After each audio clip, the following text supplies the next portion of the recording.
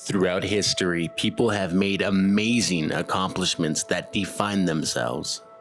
Now, it's our turn to tell those accomplishments, to tell his story, her story, their story, and even your story.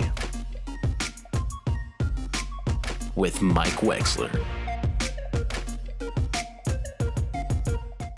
Welcome to Your Story with me, Mike Wexler. Thank you guys so much for tuning in. We're starting off the new year strong. We had the first episode last week, and this week is no different. We're starting off with huge guests. This guest right here, I'm very happy to have on the podcast finally. He is a longtime friend of mine for about a couple of years now. Producer for the Your Story podcast, but not only that, but he is also an influencer. He is not just an influencer, but he is the man behind the page that brings all professional wrestling fans and just people of no wrestling together with over 600,000 followers on Instagram. And not only that, but collaborated with so many great projects such as that hashtag show in the THS Wrestling. And not only that, but the Dropkick podcast. And of course, with this podcast as well. Enough of the preliminaries. This is the man, the myth, the legend. I hope this introduction is good for him. This is Justin Dillon, a.k.a. the Wrestling Classic. How are you, my friend? This is the second time in like a week I've been called the man, the myth, and the legend, and I don't know where that came from, but I dig it. I really do like it. What's up? What's going on? How are you, Mike? Pretty good. I mean, it's awesome to finally have you on the show after all this time of scheduling, and it didn't work out. But hey, I'm happy to have you on, man. Well, thanks for having me on, man. And you've been killing with your story after the rebranding. I know even before the rebranding, when it was the Sock Monkey Mike show, you did a whole bunch of great interviews. You rebranded to Your Story. You've been killing. You've had great guests. You've been putting a lot of work in, going out there, making sure you're getting those interviews, whether it's at the Jimmy's wrestling store, or is it Jimmy's? Is it Jerry's? I don't know. Jimmy's World Order. Jimmy's World Order, or whether you're just, connecting, reaching out to these people and getting these interviews. And you're even out there now more often going to wrestling shows. I see you at GCW. I see you at all these places, so I'm hyped for you, man. You're growing. I appreciate it, man. Like I said, I do want to thank you so much because, a couple of years ago, I was just barely starting. You know what I mean? I was just barely starting my journey about 2000.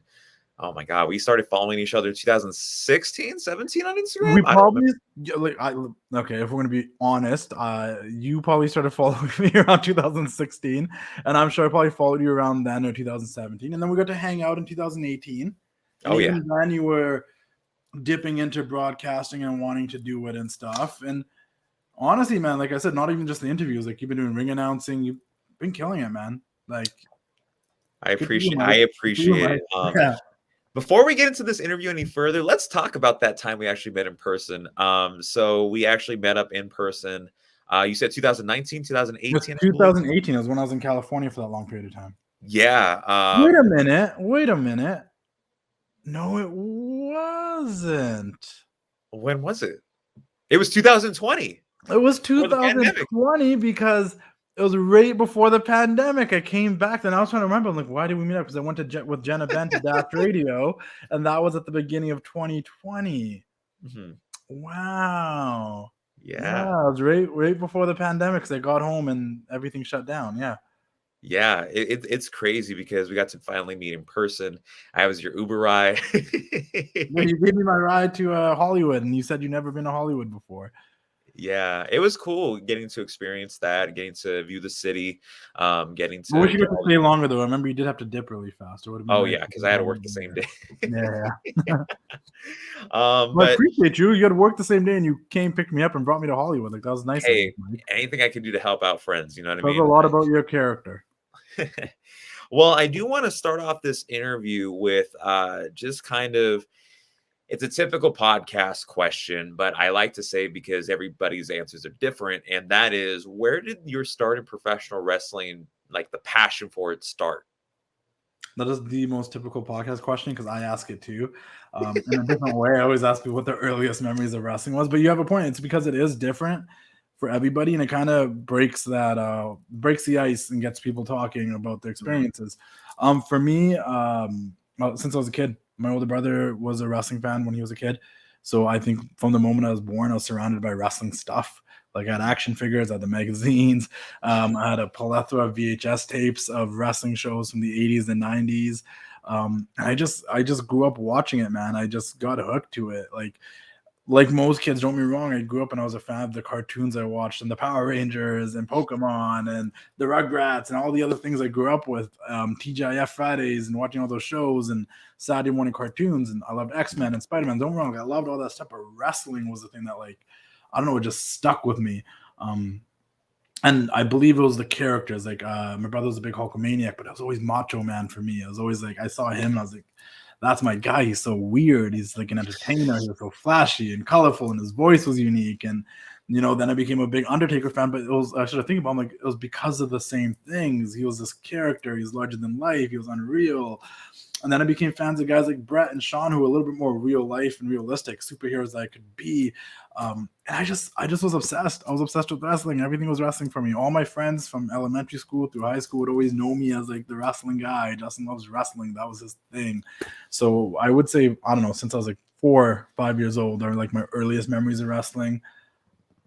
And I've just been watching it ever since. Like, I don't get me wrong, like most people, I've had my times where I've fallen in and out of it for a bit, but like ever since I started the Wrestling Classic, it's been pretty consistent because now I have a reason to watch. So yeah. Oh yeah. I mean, you have gone on podcasts before whenever you are interviewed and you talk about the origin of the wrestling classic, where you got that. So I'm not going to ask too much about that, but what I am going to ask is this. I've noticed ever since I started following you back in 2016, that the most posts I get, the more engagement are the classics. You talk, like whenever you do a classic post about Macho Man Randy Savage, who is one of your all-time favorites, or same thing that happened within something that happened in WCCW, or something classic or retro along those lines.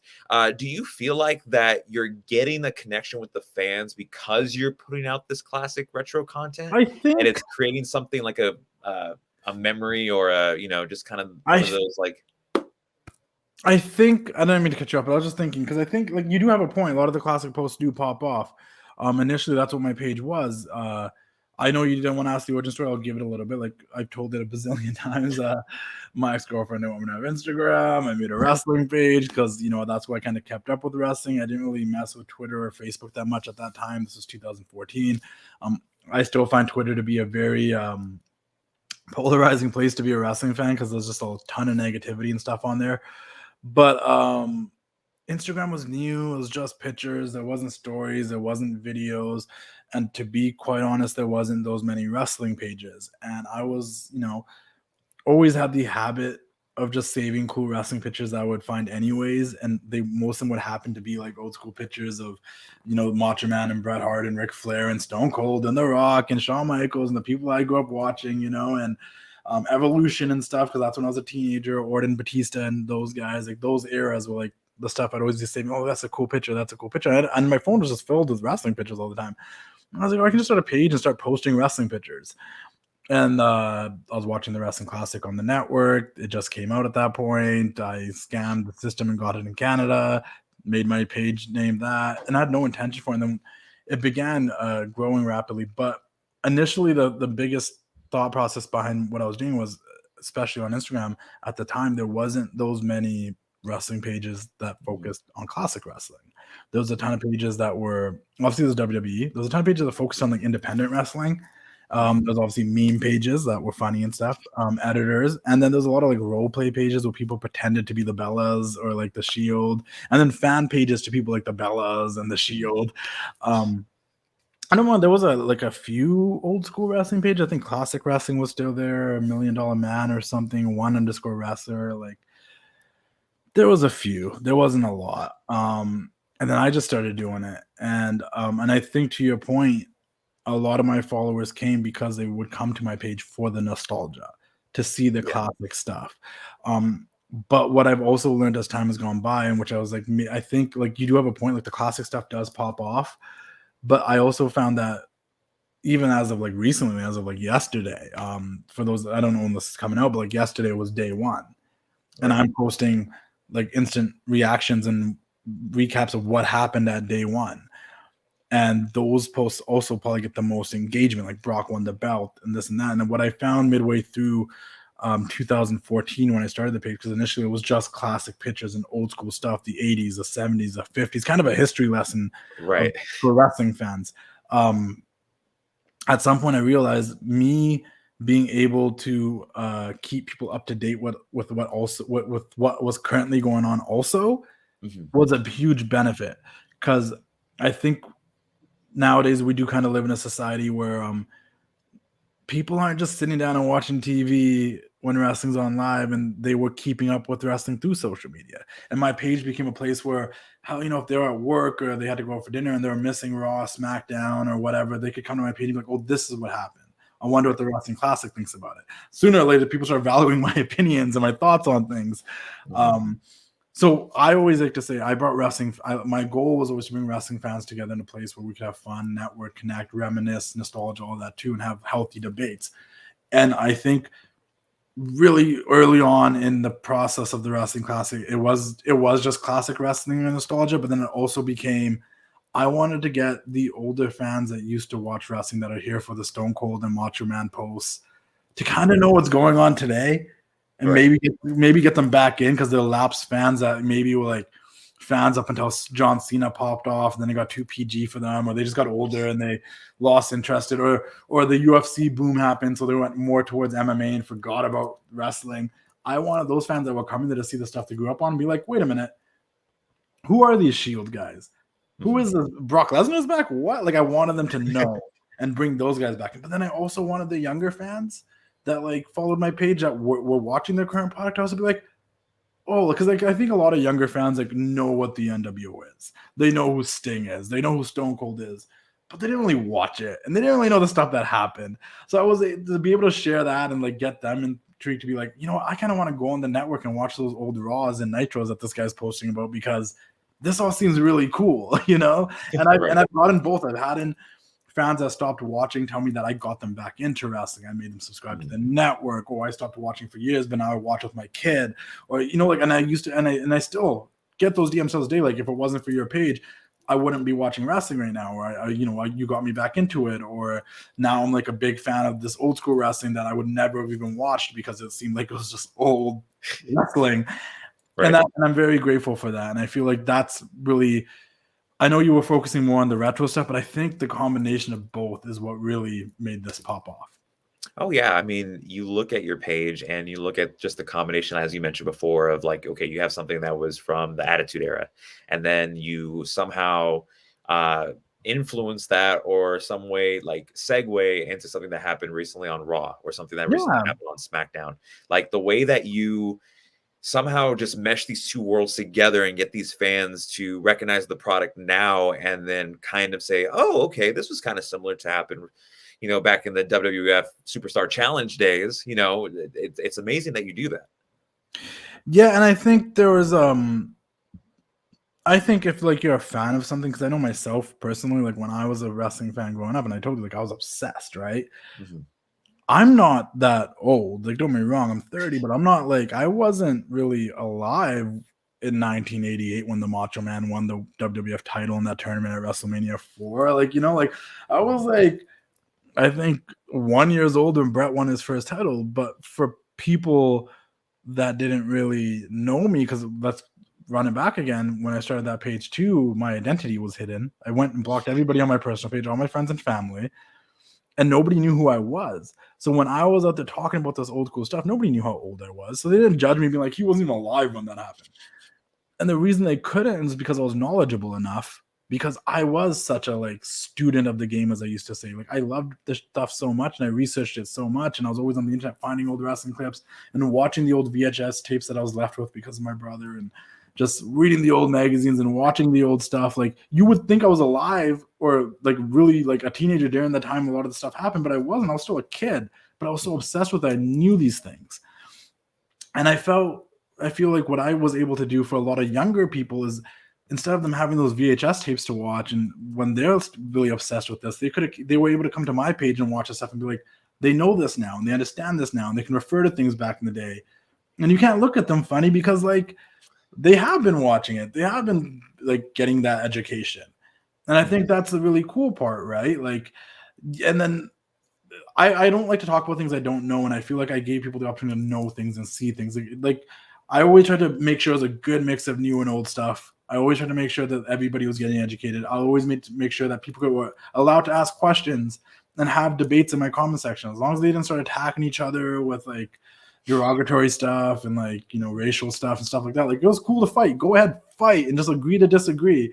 I just wanted people to talk about wrestling, and I wanted people that wanted to know everything about wrestling to have a place where they could learn about it. I didn't want to just post pictures and leave it. I'd post pictures and I'd write captions. I'd tell the backstory of it. I'd give you a little bit of a history lesson. Or I'd be like, no, you need to watch this match, or you should check out this segment. This was one of my favorite segments growing up. I wanted people to learn, and I wanted wrestling to be cool again. I wanted people to remember why they loved it. Yes, eventually at some point in your life, you realized it was a scripted show. Cool. Right. Do you remember how it made you feel? And then they come and they watch this clip of Stone Cold coming out in a bear truck, a Sting dropping from the rafters. And they're like, oh, yeah, that was so crazy. That's what it's about. It wasn't about if it was scripted or fake or real. It was because it made you feel something. And my biggest thing was to pull on people's emotions and make wrestling cool again and be like, dude, like, you can love MMA, but don't forget why you love this stuff growing up. You know that it's scripted. Guess what? So is all your favorite Marvel movies, but they make you feel something. They're fake. That never happened in real life, but it made you feel something. You know, and that's what wrestling does. It makes you feel something. When it's good, it's good. I'm telling you. When it's, you know, it's not good all the time, but when it's good, it's really good. Yeah, I mean, one of the things that I love is that, so I don't know if this is a fairly recent thing. I don't know if you've done it for the past couple of years, but you not only do current stuff from WWE, AEW, and of course, classic stuff when it comes to, you know, the Attitude Era, WCW Nitro, or, you know, things that, like you mentioned before, have experience. But you also talk about stuff that's outside of those big companies. You talk about stuff that happened in New Japan. You talk about stuff that happened in the independent scene. Was that something that you had recently thought of, something that you were like, I'm going to test the waters with this? Like, where did that come from? So I said it maybe a little bit earlier. I don't like to talk about stuff that I don't know about or don't watch. And I feel like with the Wrestling Classic, to be honest, like growing up, I watched WCW, I watched WWE. Those are my two. I didn't really watch a ton of ECW. I always caught it here and there. I knew some of the biggest matches from ECW and stuff. You know, when ECW came back in 2006, I did a whole bunch of research on old ECW stuff, watched old shows. So like I did have like that kind of knowledge. I grew up watching Ring of Honor randomly. I told the story a bunch of times of how I found Ring of Honor one morning on a Saturday on KVOS. It was Punk and Brian with Ricky Steamboat there. I was like, what is this? And I just continued watching it off and on for years. So I did watch Ring of Honor. I think when I started the page, and like I mentioned, to like go back to the beginning of this, that like what Instagram was a lot of, there was like independent wrestling fan pages and stuff. There was fan pages for New Japan and stuff. I think when I started the Wrestling Classic, it got me back into those things. Throughout those years and these years of being the Wrestling Classic, I did watch a lot of Ring of Honor, more than I was before. I started watching New Japan again. I think it was around 2014 when like the Bullet Club first started making like, you know, rumblings about like there's this thing in New Japan with the Bullet Club, and Finn Balor was still there, and Finn Balor was like Prince Devitt still, but like he was doing the whole face paint, and I would see it on Instagram, so I would get intrigued, and I like the same thing I was trying to do to other people was happening to me. I'd see it on a different page, I'd be like, I want to go see this Prince Devitt guy. Who is he? I want to go see this Bullet Club thing. So I started watching New Japan again, and I knew stuff about New Japan and All Japan because guys used to come through WCW like Chono and Muda and stuff, and I was a big fan of them, and I kind of would have the magazines. I would reference what was happening over there, but it wasn't like I can't sit here and be like from like 2000 to like 2014 I was even a big New Japan fan, but I knew what was happening there.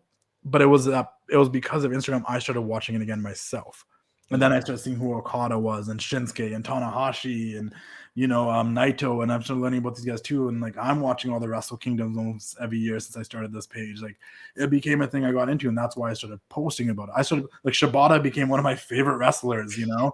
Right. And then on the flip side, the more people that I started meeting in the community started putting me on to new things. I started making friends, like the way we became friends, right? Like other people started putting me onto their local independent companies around them. Like, hey, you know what happens out here at Beyond? Or do you know what happens out here at this independent company? Have you heard of this guy? Have you seen that guy? Yo, England's popping off right now. You need to watch Progress. You know, old friend, good friend, Jordan Jomo, Jordan Bass. He gave me his Pivot Share login. I just binge watched a whole bunch of Progress. That's where I first saw Tommy End. That's where I first saw Marty Skrull. That's where I first saw Zack Sabre Jr. Like, now I'm getting introduced to all these guys. So I can't sit here and be like, I was watching this stuff forever, but because of being in this community, and that's one thing I love about what I did with this page is I got to not only help build this community, but I was a part of this community. And there's all these other wrestling fans. Honestly, like, I know this is going a little off topic, but like, I think indirectly when I started this page, it was because I was in a place in my life where I felt like a lot of people around me did stop watching wrestling and they weren't watching anymore in my real life, and I missed that sense of having people to talk to wrestling about. Because when I was a kid, I used to always hop on the computer and go in these MSN groups and join these e-feds and be on the forums, and we'd all be fighting and talking about wrestling with these random strangers. And I was like, yo, that was fun. And I remember doing that. And it'd be cool to create a place where people could come there and they're like in high school maybe, and they're on my page fighting in the comment section, and then come back 5 years later and be like, holy crap, I remember when I followed this page back in the day. And now they're like in their mid-20s. And it's like, like they have this, like now it's not just getting nostalgia about wrestling, but now you're getting this nostalgia about the Wrestling Classic, because that was the place you got to go and, be a part of a community that just like all loved wrestling.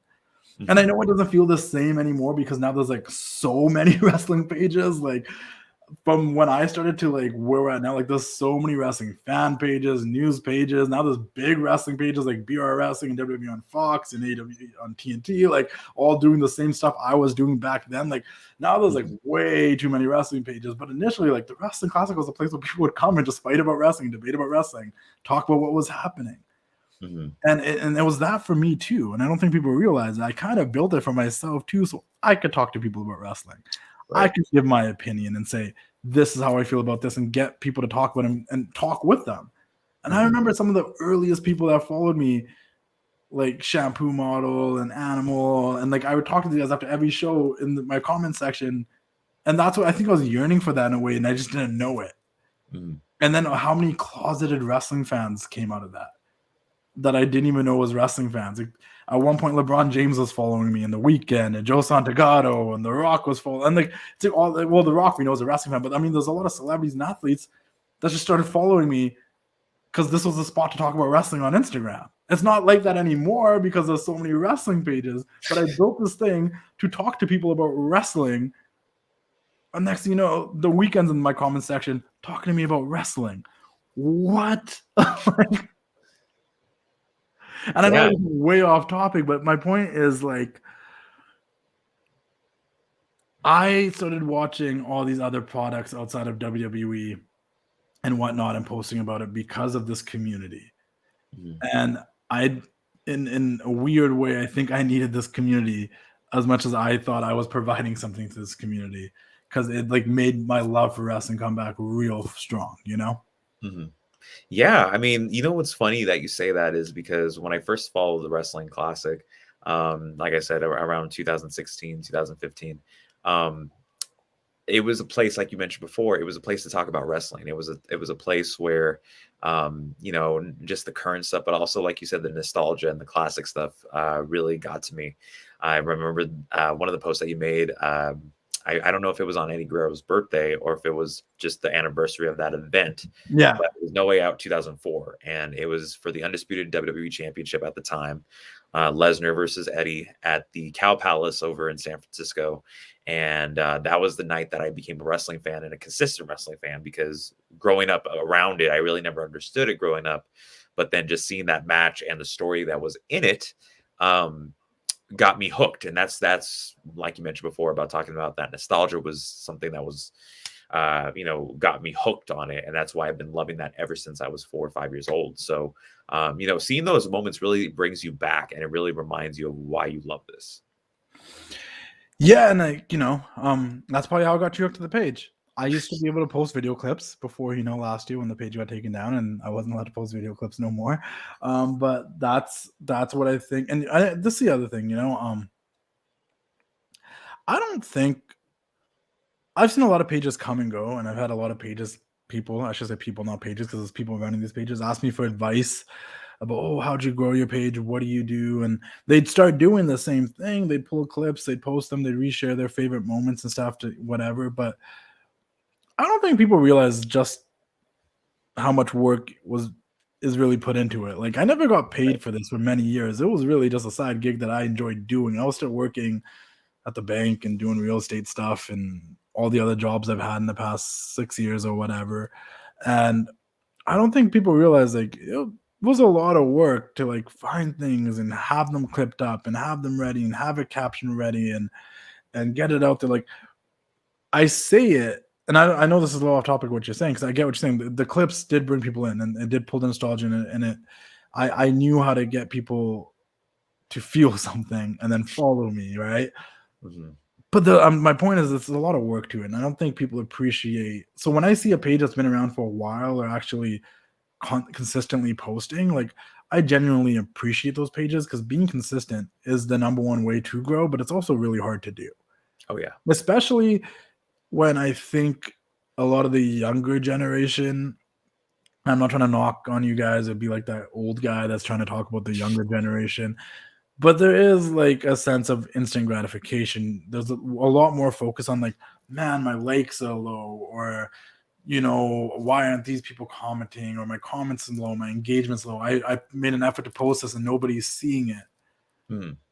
I know I care about that stuff too, to an extent. I'm not going to say I don't, but I don't remember that at the beginning caring about that. You know what I mean? Like when I first started the page, I never cared about how many likes I got or how many comments I got on a post. I was posting what I liked and what I thought other people would like. And then it eventually started growing and people started liking it more. And I feel like people get lazy real fast. So they give up on it real fast because they're not getting the engagement or the following they think they should get. Like if you're not having fun with it and you're trying to do it for clout or to connect with wrestlers or do stuff like that, like you're thinking about that stuff more than just doing it, then you're doing it for the wrong reasons. I only got to do the stuff I've done and made the connections and relationships with the people I've made because I think they could sense that this guy just really likes wrestling. Like, right. He's not doing this to try to talk to us, to get us to comment, to get us. Like because you know what the thing is?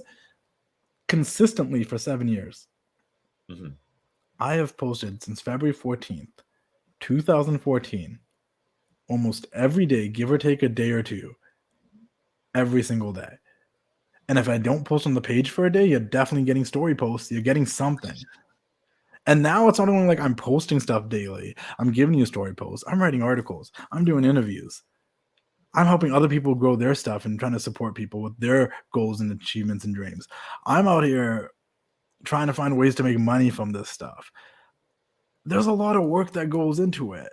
It was never just, oh, it's a bad week, or I'm over it. I don't like the product. There's been times I don't want to watch WWE. I'm like, this stuff's kind of boring right now. I got other things to do. There's times where I miss it because I have other obligations and weddings and vacations. But I could be at a wedding or a vacation. You people are still getting posts. There's no stop. And it's not because I feel like I have to do it. It's not because I feel like I'm trying to get something from this, or I just enjoy doing it. Right. It's a lot of work if you really want it to grow. I've seen really popular pages just sell off their pages, like WWF Golden Era, Monday Night War, two of my favorite pages, just selling off their pages. I've seen guys totally change their content. I've seen people leave and come back and leave and come back and leave and come back. Like, I've been here and I ain't gone nowhere. And I've had to change things. I got kicked off of Instagram. My page got deleted for 5.5 months. And I made a whole new page, hit 45,000 people again. Being consistent, got my page back, and they deleted the other one, but I'm still here. And I just wish people would appreciate that. I'm not asking you to appreciate it. I just wish you guys did. And if you do, I really do appreciate it. But it's like, I don't think people understand the work that goes behind this. It looks easy. Like, trust me, man. Like, I really, I think the people that run all the main pages, like WWE and WWE on Fox, etc., like, props to them because they do it and they're doing a great job at it. But man, it's not easy. Oh no. Yeah, but go on. No.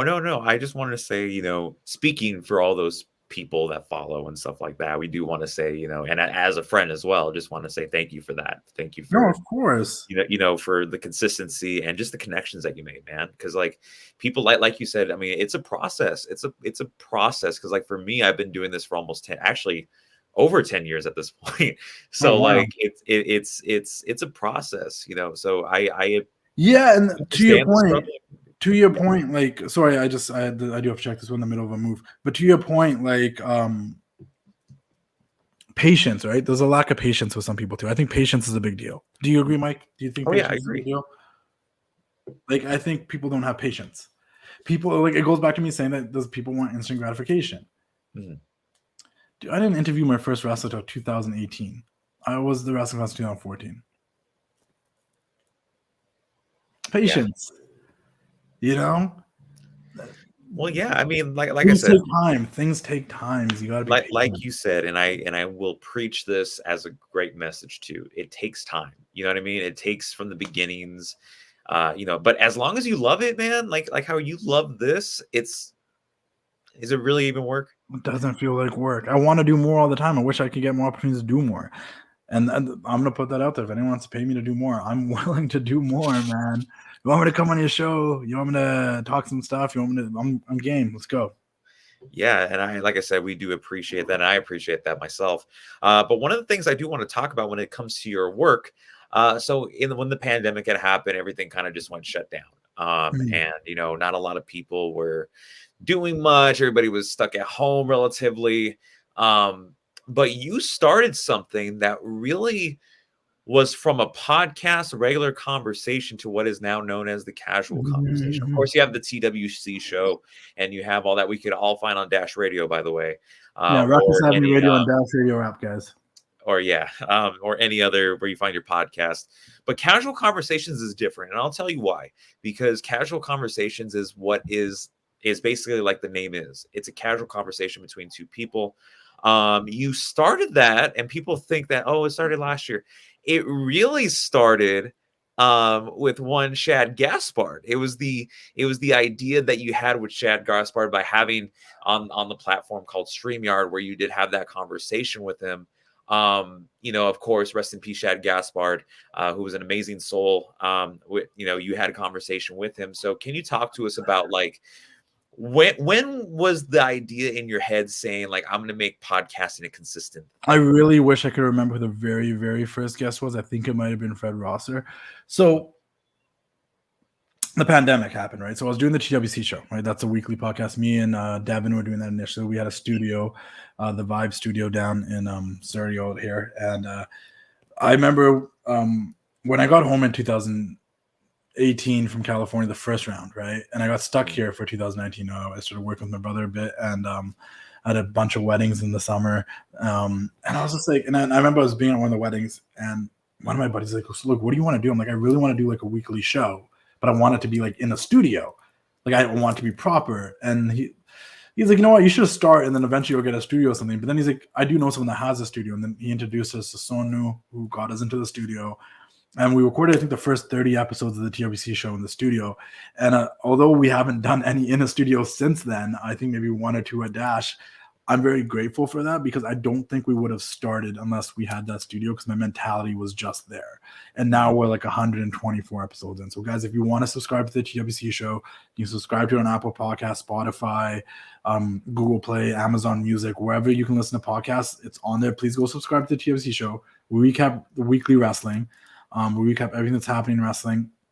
Raw, SmackDown, AEW, pay-per-views, predictions. And, you know, Devin obviously a little bit busy with work. And, you know, Daniel's come on there a bunch. Stock Monkey Mike's come on there a bunch. I have a plethora of co-hosts that come on there. But the one thing I can promise you is I'm on there every week and I talk a lot of crap. And I'm very honest. I'm uncut. I'm uncensored on that show. Sometimes I can be very neutral on my page. But on the TWC show, you get my honest opinions and what I really feel about everything. So make sure you guys check that out. So that was going so well.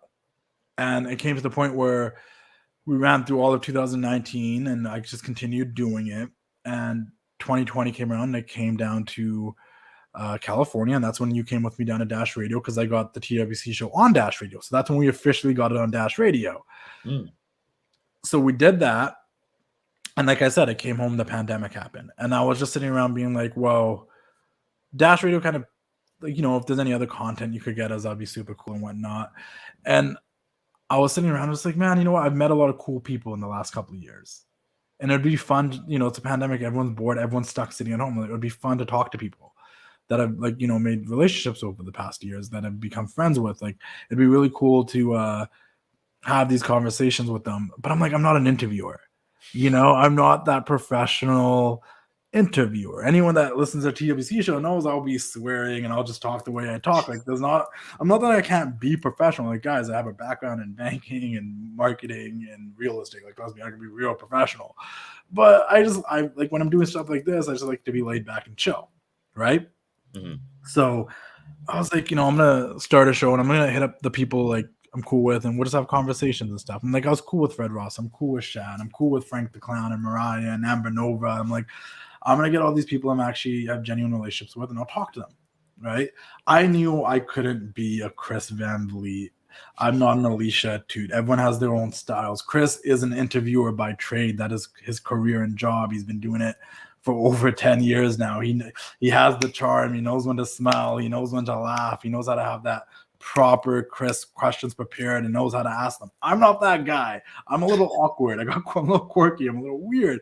On the flip side, the interview queen, Alicia, she was already doing this. And I'm giving these people props because they were already doing this before everybody else, including yourself and myself, started doing it. Like, those are two like OGs of the game, right?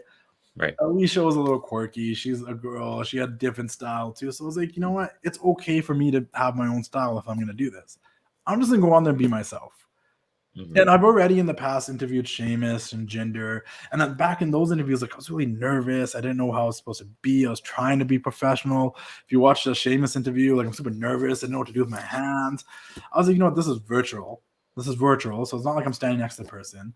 If anything goes bad, I can edit it out. I can fix it. It's pre-recorded. It's not live or anything. It's not like one take and we're done because we're in person and like, this is do or die. It's like, we're here. If something messes up, I can fix it after the fact or tell them like, hey, once I'll edit this out. But like, there's a lot of comfortability with this virtual stuff. I'd love to do more interviews in person. Don't get me wrong, but I just knew there's a level of comfortableness doing it virtually. Right. So I was like, I'm just going to go on there and be myself. And I remember I used to explain it to people. I'm like, I want you to think of it as if we were going to go into a coffee shop or a sandwich shop, or we're going to go grab lunch together and we were just talking. Don't think of it like you're coming here for an interview. Don't think of it like you got to be ready for my questions. Like, I'm just going to ask you like whatever I feel like asking you, and we're going to go with it. Because initially I never used to write scripts. I never even used to plan out questions. The first person I had on there was Nick Days, aka the Lamb Show from Veteran Minimum. I'm like, hey, me and him are like buddies, so like just come on here. Let's talk, and then we'll see how it goes. You know what I mean? And then I had like RJ City, Nug, and then a couple, and Chris on there, Chris Parsons. I had the three of them on. Then had my friend AJ co-host with me, Lady Kane. I'm like, and I told them too. And then at one point, even RJ City referenced in the middle of the interview. He was like, yeah, this is like hanging on a sandwich shop, right? I'm like, yeah, And I wanted them to be like very casual, laid back. Didn't feel like you were watching an interview. You were just watching people having a conversation. Now, don't get me wrong. As time went on, I started having to get people like Eric Bischoff and Gary Vee and Brian Danielson, where I started to have a little bit more structure of like knowing what I was going to ask and stuff. But I also really tried to make it where I want them to feel comfortable. I'll ask them something that will bring their guard down. I'll ask them something personal. I'll ask them something about their life. I'll ask them something about their children or something where like they don't feel like they're just at an interview about wrestling and what's going on. They'll be like, oh yeah, you know what? That's right. I'll pick something out that I know about their childhood, and I'll bring it up. Like with Gary Vee, I'm like, no, I saw that video where he had all these action figures, and he's like, yeah, I did. Yeah, you know what I mean? Like, I try to get something to make them bring their guard down, so then we can like so they can have a casual conversation. So they feel like they're not just there having an interview. Right. And a lot of these people have never met me or talked to me before. Initially, the people that I had on were people that already knew me. We already had that chemistry. I started bringing people on that I've never even talked to before, and I was like, okay, like how am I gonna make that connection with them? And something I learned about myself, and not just because like I figured out myself, a lot of people have told me this, is like give people like 5-10 minutes with you, and you're a little bit charming. Like they'll be like this guy. Like I make a really good impression on people most of the time, not all of the time. Once they do get to just like talk to me for a bit, they're like, oh, this guy's chill. Like he's not. He's, you know what I mean. So to your point, Shad Gaspard was like, I think the third or fourth guest. And me and him were really cool. Like we hung out actually just earlier that year in 2020 when I was in California, a bunch of times at WrestleCons and stuff. We always had a good repertoire. Saw him at Wale Mania, that WrestleMania in 2019, and all that type of stuff. So like when I did it with him, even midway through interviews, like, oh, let's do this again next week. Let's do it again. He's like, why not? Let's do this every week until the pandemic. I got nothing to do. All my stuff's on hold. I'm just stuck at home. I was like, okay. I can do a podcast with one half of Crime Time. Like that's pretty cool, right? Like who's gonna say no to that? And I know not to miss out on opportunities because I had the time where the Hart kids came to me in like 2015 and asked me to do a podcast with their dad. And I said, oh, give me some time. I got to figure this stuff out because I was nervous and I never did it before and I didn't know how to. And then they went and did it with Nick Hossman with WrestleZone. That ended pretty soon because it wasn't a good combination. But I kind of look back and I'm like, man, I could have had a podcast with Bret Hart in 2015. And all because I felt like I wasn't prepared. I didn't do it. From that, I learned to just jump into things. So someone asked me to do something, I don't know how to do it. I'm going to say, yeah. And hopefully I can learn it along the way. So like Shad's like, let's do this every week. And I was like, okay. So like, and at this point, like I wasn't even like fully comfortable doing these. I was just like, I was catching my groove, and with a lot of people, like I like once again there were people I knew, so it was pretty easy. I'm like, okay, I'm gonna do this with Shad. Like every week we're gonna have to come up with some stuff. And we did like 5 episodes. I think we did another casual conversation to like introduce that we were gonna do this every week as a podcast.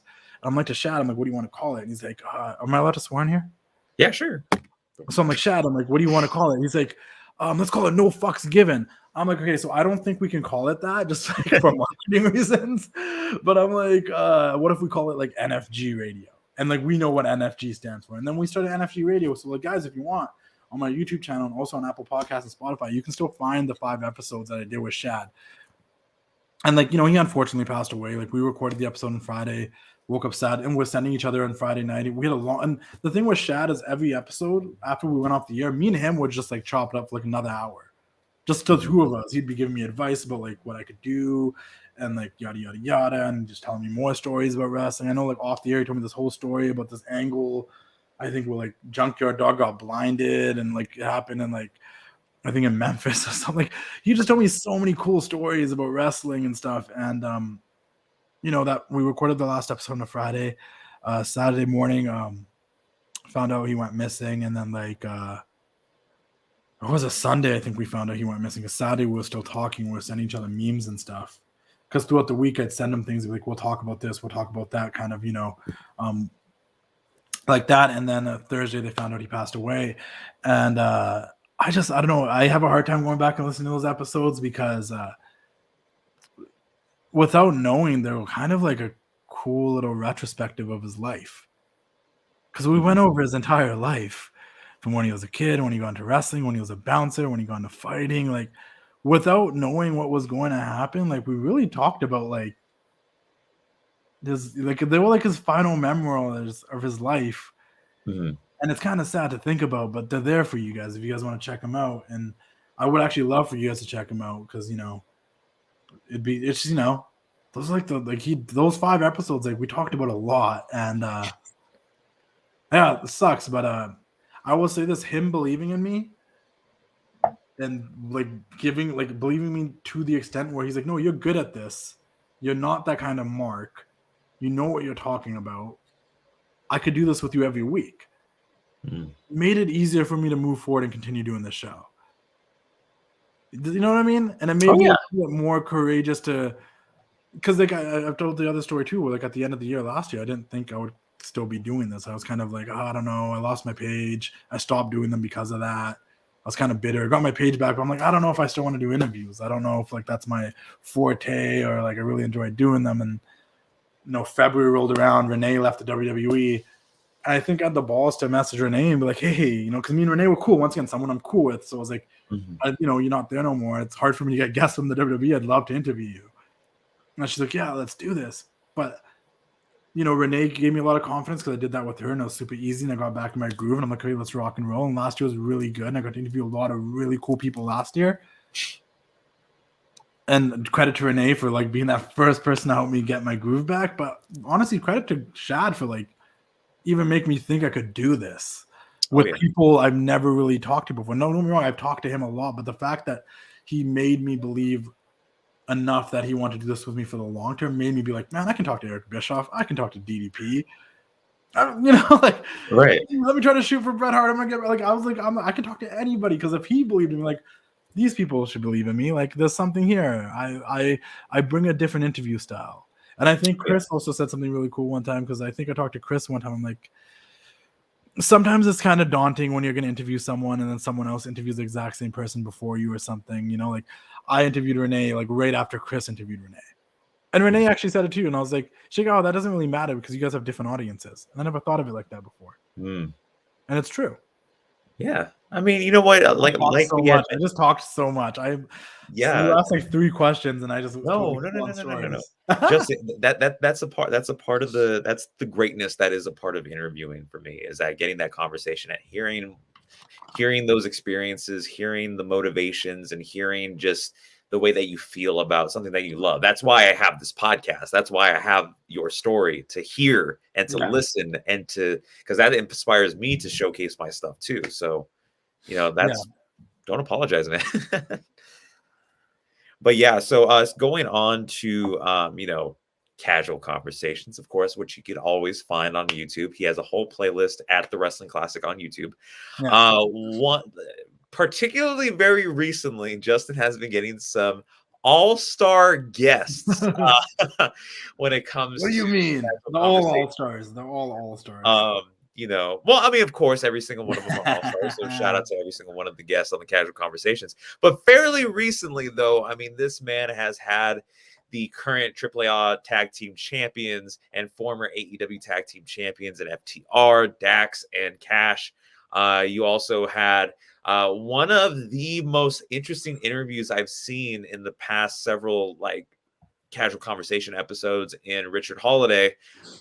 Such a great conversation in that. And then not only that, but people like Bryan Danielson, who is the #1 contender for the AEW World Championship. I think that one shocked everybody. I don't think anyone saw that one coming. Well, the question I have for you is this. Yeah. I'm not asking, okay, what's the strategy in you getting the guest or anything like that. I'm not going to ask you because that's I think that's what you're asking. We're going No. What I will ask is, when you get these opportunities, do you ever think to yourself, like, how am I doing this? What is this really happening? Kind of like one of those dream, is this a dream? Yeah. I went from, I just want to talk to the people I know, I want to talk to my friends and make it casual and chill, to I want to talk to Gary Vee, one of the biggest entrepreneurs and influencers in the world. Like, people call him the NFT daddy right now. Like, I want to talk to Gary Vee. That's not possible. A lot of people can't just talk to Gary Vee. I hit up the company 1:37 p.m. early this year, and I said, hey, I want to write articles for you guys. And this is a big thing that I try to tell people too. And I'm like, don't wait for an opportunity to come. If you try to apply for some stuff and you don't get it, go try something else. Find something. And also, I've also learned, find people that are going to pay you. So find something and find ways to get paid. And I remember going to 1:37 p.m. I'm like, listen, I'll write articles with you guys, but I want to get paid for them because I have this audience. I'm going to promote to them, yada yada yada. It was a cool site. I knew someone that followed me from there, started writing from them. Obviously, Gary Vee owns 1:37 p.m. I was like, so what would it take for me to interview Gary Vee? I started realizing things are possible if you just step out of your comfort zone and just start asking. And a lot of people are going to say no. A lot of people are going to reschedule. A lot of people are going to delay things. But there's no harm in asking. And I do believe in, I said I went through a real, I didn't say it on here, but I've said in past interviews and stuff, I went through a weird hippie phase in my early 20s. And I am a very big person on energy. And if you think positive things will happen, I understand there's a lot of negative things around us and things that we can't control that give us negative energy and negative feelings. And you can't be happy 24/7. When I see people on social media like The Rock that's happy 24/7, I'm like, I know this man gets mad behind the scenes and he has sad days too, because everybody does. But I'm saying, a lot of things I will send out the email and I'm just like, if it happens, it happens, great. And I'll keep the positive energy that it's going to happen. But if it doesn't, I'm not going to get disappointed about it. And I think it's worked for me a lot this year because I will just send things out there and be like, all right, we'll see if this works. If it works, it works. If it doesn't, it doesn't. And Mike, for a fact, because when we're in a group chat together on Instagram, it's like, I also don't like to tell people things until I know it's for sure. And I'm giving you guys these tips out there. I am giving you the strategy that Mike didn't ask me about. I don't like to tell people things until they're for sure. I also don't like to promote things until I know what's already in the bag. I did not promote that we were going to have Bryan Danielson until the interview was already done with Bryan Danielson. Right. And I believe in that because I do believe things can change any moment. Someone might reschedule, things will get pushed. So I know these are all little weird OCD things I do, but I do believe they help because, and then it's just the way I feel like it's just good energy. It brings me around. I'm not putting it out there for someone to look at and be like, oh, he's getting Bryan Danielson, and like putting bad energy on me because they're either jealous or they're not happy for me. I don't, because there's a lot of people that won't be happy for you out there or want the same thing. So if I wait till I do it and then I promote it, then you can't take that away from me. It's already done. I'm a big energy person. I just think, and AEW, my guy, AEW, how did I get FTR? How did I get Malachi Black? Do you know how many times I've messaged AEW for interviews and they've said no to me? The one time I asked them for a whole list of people and they gave me Ethan Page. No disrespect to Ethan Page. That was a great interview. I enjoyed doing it. But that wasn't somebody I asked for. Right. And then after that, they no. I found ways to make it happen. And I think the thing is, stop waiting for someone to say yes and stop waiting for the opportunity. Be annoying. Find ways to make it happen. I went directly to the source. I went to the wrestlers. I was like, hey, do you want to do this interview? They'd be like, yeah. I was like, hey, listen, I'm like, I can email them, but they might say no to me. You might have to say something too. And those wrestlers were like, okay, we will. And then the wrestlers are going to the media team like, no, we want to do this interview. It's building those relationships. It's having that confidence to say things that you like, you know what, man, I've probably made some people mad or made people, think like, what's wrong with this guy? But I try. And I think you got to go all in. You got to bet on yourself. If you're not going to bet on yourself, if you're not going to believe in yourself, who's going to believe in you? Right. It's the motto of life. You are your own product, right? If you're going to sell yourself to somebody, you got to believe in the hype of what you're saying. Why would anybody else buy it? Mm-hmm. If you're going to sell me a cell phone, but you don't believe that cell phone is good yourself, I'm going to pick up on that. And I'm not going to buy that. But if you go into full confidence, like, listen, I can do this. I want to interview. It'll be great. They're like, this guy seems very confident about this. And you'll get those opportunities. Like, he's really pushing for it. He thinks he can do this. And, I think, I don't know. I'm myself. I watch him from this, but I think they've been pretty good. I think they've been pretty enjoyable, to say the least. I really enjoyed the Bryan one. I really enjoyed the FTR one. I really enjoyed the Malachi one. It's gotten good feedback. People will come to me and be like, no, we like your style of interview. It's very laid back. It's very chill. When we had Bryan on the show, at the end, that guy barely wanted to leave. We only had him for 30 minutes. He stayed there for 55. I broke the ice with him. I started talking about his kids. I started talking about his life, random stuff. We started talking about, honestly, we literally started talking about the concept of time. And at the end, he's like, thank you very much. It's a very fun interview. And then I went back, being me, and watched all the rest of Daniel Bryan's interviews he's done in the past, or Bryan Danielson's interviews he's done in the past 6 months. Mm-hmm. He's never ended an interview being like, thank you very much. That was very fun. He was always just like, thank you very much. Thank you very much. Like, he was having the time of his life on that show. And that's what I like to do. I just want people to come on there and have fun. I don't want them to come on there dreading like, oh man, I got to go do an interview. I want you to come on and talk whatever you want to talk about. Right. I don't even have to talk about wrestling. Go watch my interview with Caroline Sped. We barely talked about wrestling. I think we spent 2 minutes and 45 seconds talking about wrestling, because when I tried to clip a piece from my page, there was only 2 minutes and 45 seconds about wrestling. The rest of it was just about life, and everything happens for a reason, and energy and positivity. Right. The first 30 minutes of my conversation with Jimmy Jacobs was about life and growing up and perception. And then we're like, oh yeah, we got to talk about wrestling. Because I don't want to just talk about wrestling. I just want to talk. I don't even care what we talk about. I just want to have conversations that if someone's bored at 11 p.m. at night and they're trying to find something to watch on YouTube, they can go watch it and be like, they see a different side of these wrestlers. They see a different side of these athletes and interviewers and influencers and YouTubers. And that's the other thing. I didn't put myself in a box. I didn't just interview wrestlers. I'm like, I'm going to interview everybody. That's why it's not called the Wrestling Classic Podcast or this wrestling show or anything. It's called Casual Conversations with the Classic. Right. That's why I wanted it to be separate from the TWC show too, because that's a wrestling show. This is just conversations.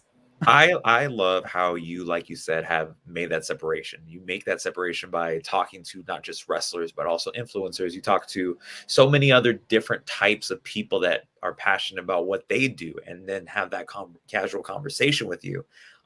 It's awesome to establish that laid back, chill conversation, like how me and you are having, for example.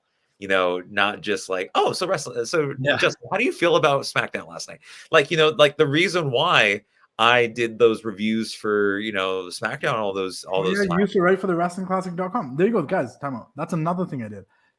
I started a whole goddamn website and started writing my own reviews and predictions. I created that opportunity for myself. Right. Because of that, now I'm getting paid to write for another website about wrestling. Right. I mean, you definitely you laid the foundation for it, Justin. You laid the foundation, John. I don't know if I did that, but you laid the foundation for podcasting, but you also laid down the foundation for just content.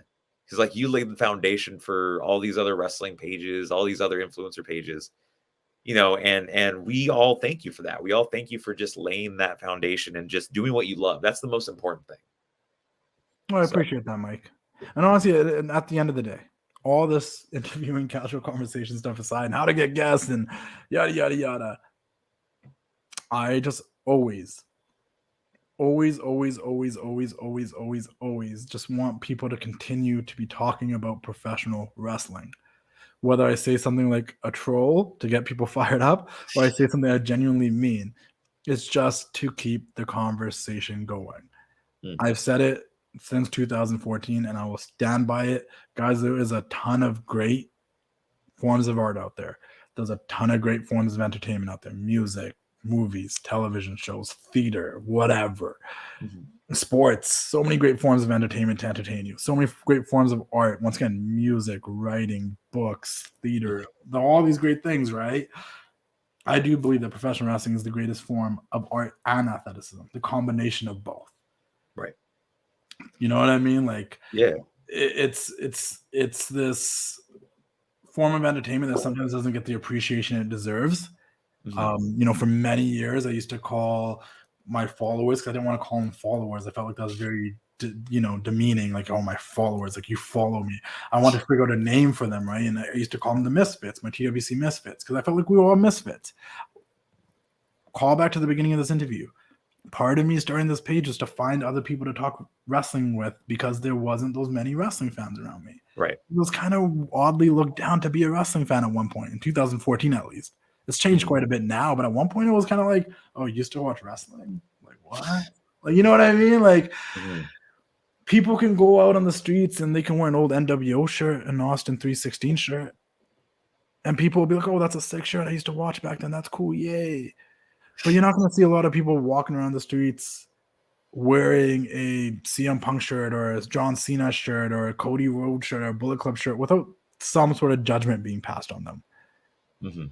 You can go out wearing any superhero shirt and you don't look like a geek no more. That's cool. Marvel, DC, that's super cool stuff these days. I love that stuff too, so I'm not mocking it, but like, it's been accepted by culture, right? Like, it's been accepted to be like, I read comic books and I love this. Anime's almost been accepted these days. Like, everybody, you can go out there in a Naruto, I don't know how to say it, the shorts or something, people be hyped, right? Like, all these other cultures have been accepted, right?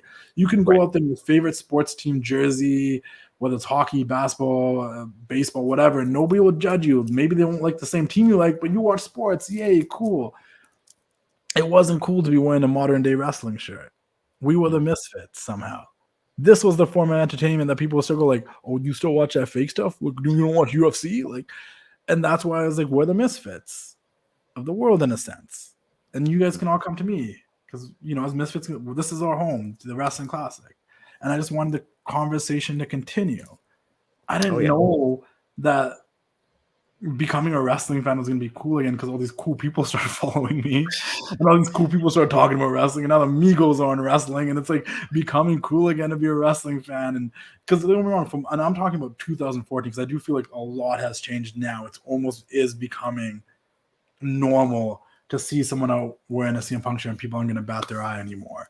I think wrestling has snuck its way back into pop culture a little bit again, like it did in the late 90s.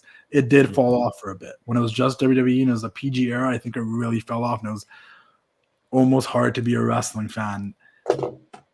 openly, and I think that has changed. But I want to believe, or I don't want to believe. I want to hope that I was part of that. Like I helped people come out of the closet as closeted wrestling fans and be like, yeah, I am a wrestling fan. And check out this clip on the Wrestling Clash. Do you remember this? And then their friends that don't watch wrestling anymore, like, oh yeah, I do remember that. And next thing you know, they're like, well, yeah, we really liked wrestling. What's happening these days? Right.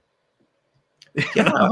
No, what it is that it's, especially since I've noticed over the past year or two, it's just a connection that you have with everybody. It, like you said, it's become a part of life. It's become a part of just culture to be a wrestling fan and to, like you said, have that CM Punk shirt, have that MJF shirt, which probably a lot of people are going to boo you for, but no, it's awesome that it has become a normal part of life, because as someone that has grown up to be a wrestling fan all of his life, I never myself have considered myself like, oh man, like no one else is wearing this. Like it's just been a normal thing for me. So to see other people, and now a majority people, like you mentioned before, find that the normal, especially now today, it's awesome. Bad Bunny was at WrestleMania.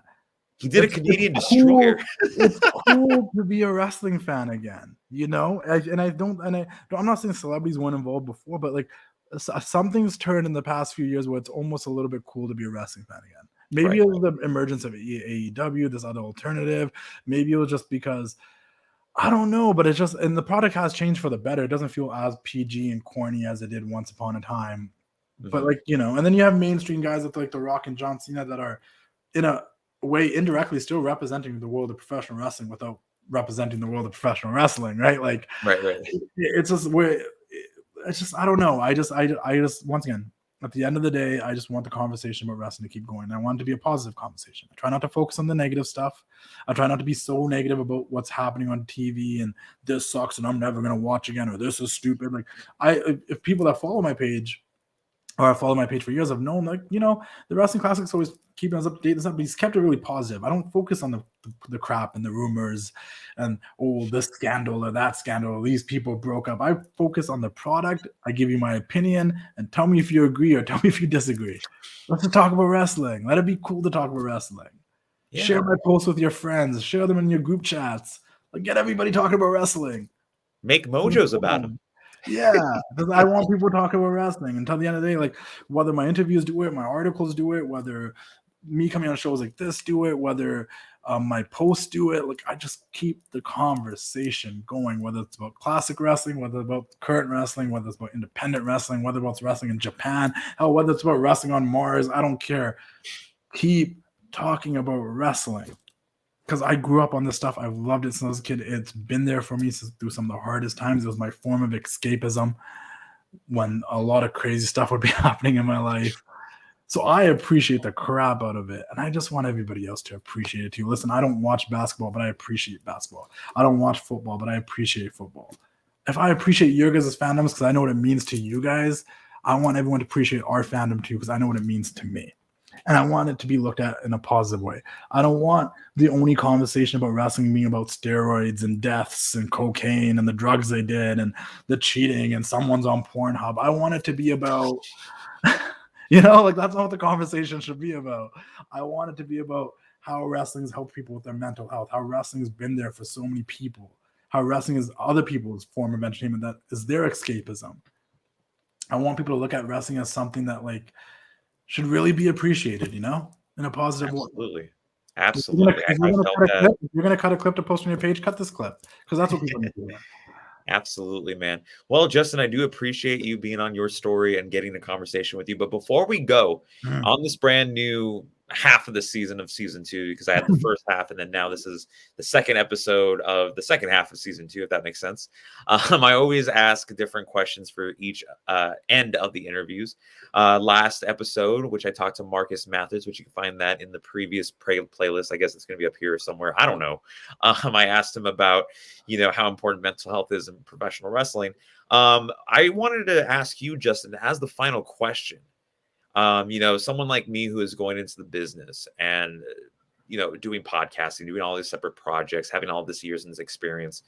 And then you also look at other people that are doing either similar stuff and they're barely, beginning, or they're all starting their own wrestling page, or if they're wrestling podcast, something that's not even wrestling, or something very similar. If they're barely starting, or someone like me that's been on that road for over 10 years, what's your advice to someone that is trying to pursue their passion? I've said it a ton to a lot of people, like, and I stole it from the Macho Man, the whole keep doing the thing. Because you should always just keep doing the thing no matter what hurdles and obstacles you have to overcome.